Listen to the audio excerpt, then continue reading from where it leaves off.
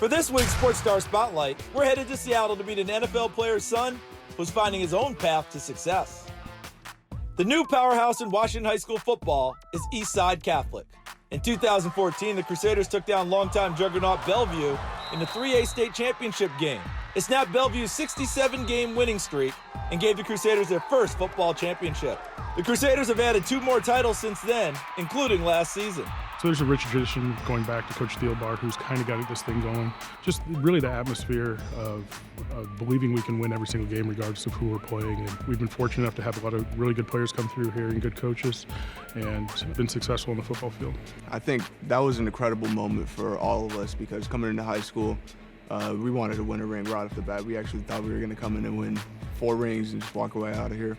But all of us, we had the same dream in the Little League growing up, coming into high school, that we wanted a state championship. I think it's truly a blessing just being around all these players every day, being able to go against the best, so then we can get better. And I feel like that's what really makes us a great team. And just coming together, that brotherhood that we have, that family, I feel like that's something that a lot of schools really don't have.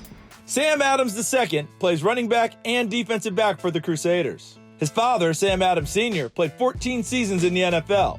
The powerful defensive tackle was a 3-time Pro Bowler, and he started on the legendary 2000 Baltimore Ravens defense, which is regarded as one of the best defenses in NFL history. Growing up, being around football all the time, traveling just for that sport, being able to watch him around all these amazing players and just being able to take everything in, that kind of helps me coming into high school, playing football, getting started, and that's really got me into swinging things faster.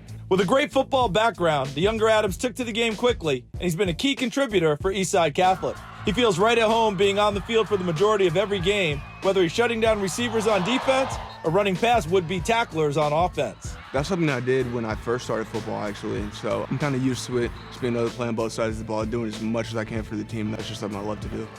I mean, we probably have a few guys that can do that athletically. We have some gifted guys, but from a mental standpoint, Sam is one of the smartest guys I've been around. He wants to learn as much about the game as possible, and so whether it be, and obviously his background, his dad is a great athlete and knows a lot of football, and so he wants to learn every single aspect of the game. And for him to handle it mentally, we're pretty intricate on defense, and we do some things that challenge our guys mentally, and so for him to mentally just handle it alone, not mention physically, is a huge attribute for him. His vision's really, really good. I think, like I said, going back to him being a student in the game, I coach the offensive line, and he wants to know what the offensive line is doing. What's the blocking scheme?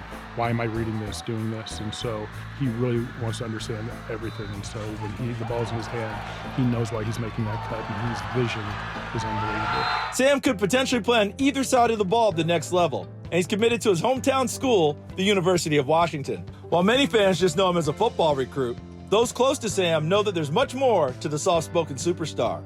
Not everything's really about football. I got football in my life, and it's all around me, but I kind of look at life outside of football. I feel like people, they kind of pit football players in their own group, like as they do with the basketball team, volleyball team, all these different groups, but I kind of just like to connect with everybody because we all have our own stories. We all came from different places, and that's something I like to do out in the real world in school, and it's just me.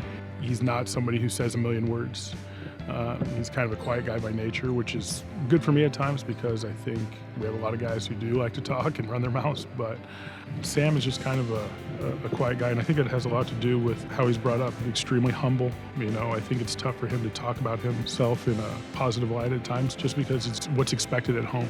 They have a great family, and I think Sam Sr. has obviously a lot to do with just who he is and understanding really there's more to life than football and that kind of stuff. Sam will always be fueled by the support from his family, especially the guidance he gets from his father. But he's also looking forward to writing his own football story. Really, he always brings to the point to me that this journey is mine, so I just have to live it like it. And he gives me pointers all the time, really just helping me through this process, but kind of making my own decisions so I can live and learn for myself.